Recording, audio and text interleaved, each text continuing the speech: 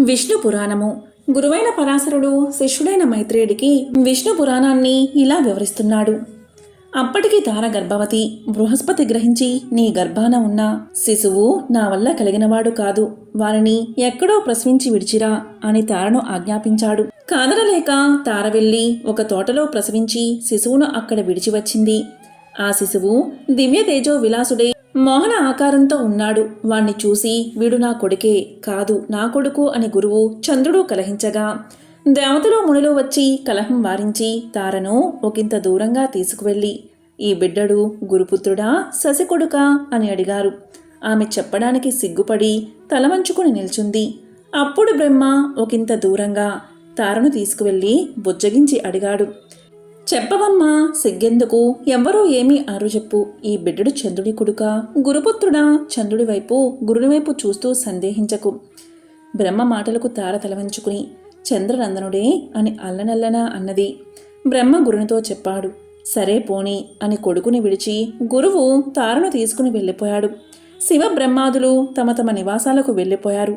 చంద్రుడా శిశువును ఆధారంగా ఎత్తుకుని చెక్కులు ముద్దాడి ఎత్తుకుని వెళ్ళి తన భార్య అయిన రోహిణికి అందించాడు. బుధుడు అనే పేరు పెట్టాడు.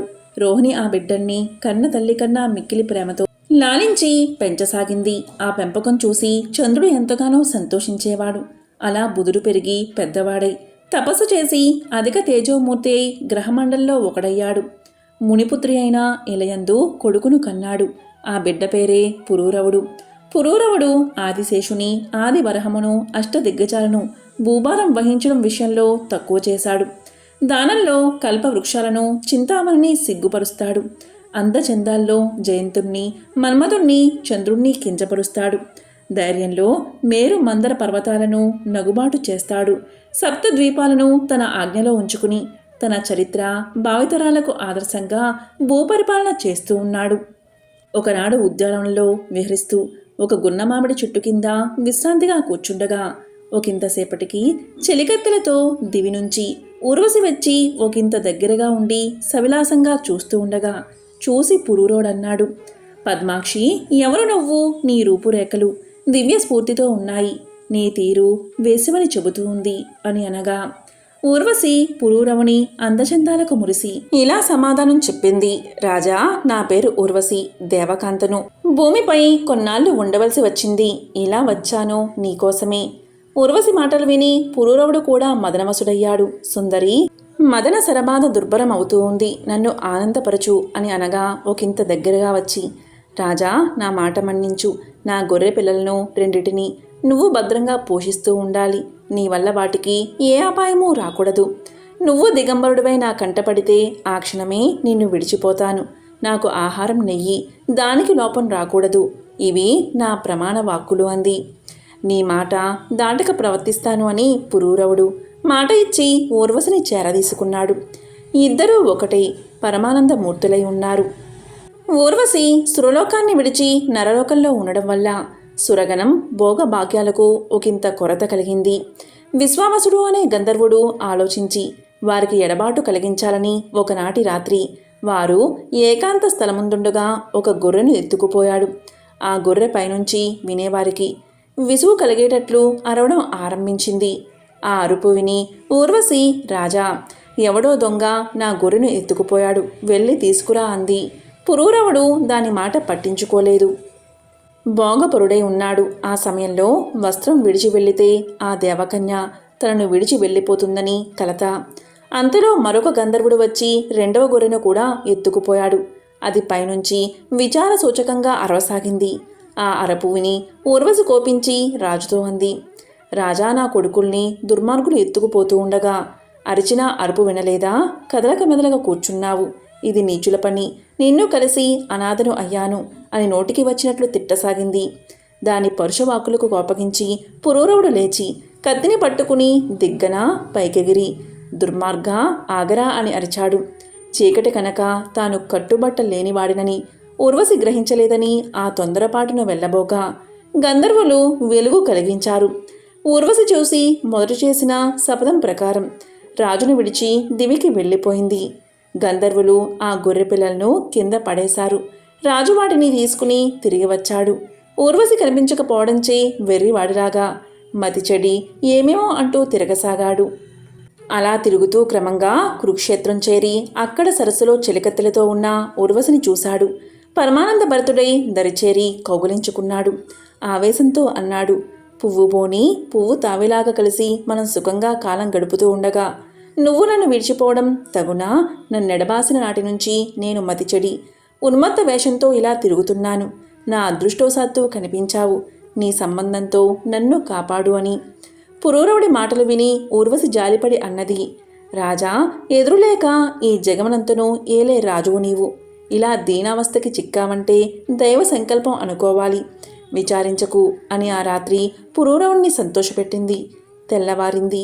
లేచి రాజుతో అన్నది, మహారాజా, నీ అనురాగ ఫలంగా గర్భవతిని అయ్యాను. అచిరకాలంలో సుపుత్రుడు పుడతాడు. ఆ సమయానికి నీ రాక కోరుతున్నాను. దయచేసి వస్తావు కదా అని అనగా, సరే అని రాజు నగరానికి వెళ్ళిపోయాడు. ఊర్వశి తనకు పురూరవుడికు కలిగిన సంబంధం, గంధర్వుల ఎడబాటు కలిగించడం వివరించి చెప్పింది. చెలికెత్తెలు అంతా విని, చెలి, ఆ రాజు రెండవ మన్మధుడు. మా మనసులు కూడా ఆ మోహనాంగుని చూడగా ఊగులాడాయి. నువ్వు ఆ సుందరాంగుణ్ణి ఎందుకు విడవడం? అతనితోనే మరి కొంతకాలం ఉండు అని ప్రోత్సహించారు.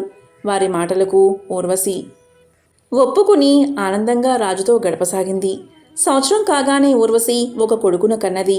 అలా ఉండగా మరొక 5 కొడుకులను కని గర్భవతి అయినది. అప్పుడు విశ్వావసుడు కొందరు గంధర్వులతో పురూరవుని వద్దకు వచ్చి, రాజా, నీకు ఊర్వశికి ఎడబాటు కలిగించి ఎన్నో ఇక్కట్లు కలిగించాము. అవన్నీ మరిచిపో. కోరుకో వరం సంతోషంగా ఇస్తాము అనగా పురూరవుడు కోరాడు. శత్రు భీకరమైన పరాక్రమం, రథ గజ తురగాది సమృద్ధ రాజసంపద, ఇంద్రియాలను జయించే శక్తి, మిత్రులను బంధువులను దీనులను ఆధారంగా పోషించే ఆర్థిక స్థితి, ఊర్వశితో సహజీవన సౌఖ్యం ఇలా కోరాడు. విశ్వావసువు తదాస్తు అని ఒక అగ్ని కుండిక ఇచ్చి, రాజా, ఇదిగో దీని అందున్న అగ్నిని 3 భాగాలు చేసి యజ్ఞం చేస్తే నీ కోరికలన్నీ నెరవేరతాయి అని చెప్పి వెళ్ళిపోయాడు. పురూరవుడు అగ్నికుండిక పక్కన ఉంచుకుని తనలో తాను విచారిస్తూ అనుకున్నాడు, వరం కోరుకో అని గంధర్వులు అనగా ఈ అగ్నికుండిక అడిగి తీసుకున్నానే కాని ఊర్వశిని నాకివ్వండి అని అడగలేకపోయానే. నా ప్రియత్వం కొండను తవ్వి ఎలుకను పట్టినట్లు అయింది. ఇక యజ్ఞాలెక్కడా, ఊర్వశి ఎక్కడా, ఏమి బతుకు అనుకున్నాడు. ఆ అగ్ని కుంపటిని అడవిలో ఒకచోట విడిచి ఇంటికి పోయి అర్ధరాత్రి అందు విచారిస్తూ అనుకున్నాడు, ఔరా, ఎంత తెలివి తక్కువతనం!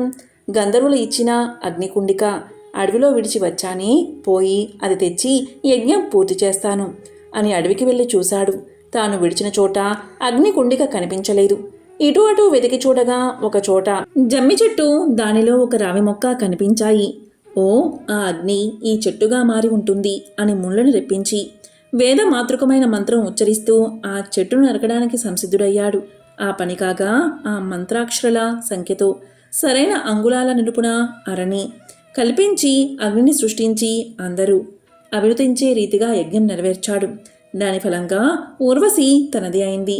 అలా కోర్కె తీర్చుకుని అన్ని లోకాలలో ఊర్వశితో విహరిస్తూ వచ్చి రాజ్యం నీతియుక్తంగా జనరంజకంగా పాలిస్తూ ఉన్నాడు. ఆది కాలమందు యజ్ఞాదులకు ఉపయోగించే వైవస్వాగ్ని కాలాంతరమందు అహవనీయం, గార్హవత్యం, దక్షిణాగ్ని అనే 3 విధాలు అయినది. కొంతకాలానికి పురూరవుడు ఊర్వశియందు ఆయువు, ధీమంతుడు, అమానసుడు, విశ్వావసుడు, శతాయువు, చిరాయువు అనే కొడుకులు 6 పుట్టారు. అమానసుని కొడుకు భీమసేనుడు, వాని కొడుకు కౌంచనుడు, కౌంచనుడి కొడుకు సుహోత్రుడు, వాని కొడుకు జహ్నుడు. జహ్నుడు రాజుల్లో ఋషిగా ప్రసిద్ధుడు. ఆ రాజర్షి ఒకప్పుడు యజ్ఞం చేస్తూ ఉండగా గంగానది పొంగి ఆశ్రమాన్ని కడిగేసింది. ఇక జహ్నుడు కోపగించి యజ్ఞపురుషుణ్ణి తనలోకి ఆహ్వానించి ఆసక్తితో గంగ ఒక చుక్కైనా లేకుండా మింగేశాడు. అప్పుడు ఋషులు సురలు బ్రతిమాలగా కరుణించి గంగాజలాన్ని తన చేతి నుంచి విడిచిపెట్టాడు. ఆ విధంగా గంగకు జాహ్నవి అనే సార్థకనామం కలిగింది. జహ్నుడు యజ్ఞం నిరాటకంగా పూర్తి చేశాడు.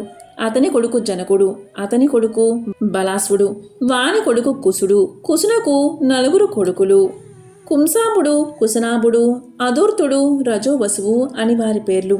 వారిలో కుశనాభుడు ఇంద్రుడితో సాటి అయిన కొడుకు కలగాలని అడవికి పోయి తపస్సు చేయగా ఇంద్రుడు ప్రత్యక్షమై అనుగ్రహించి కొడుకై పుట్టాడు. వాడి పేరే గాది.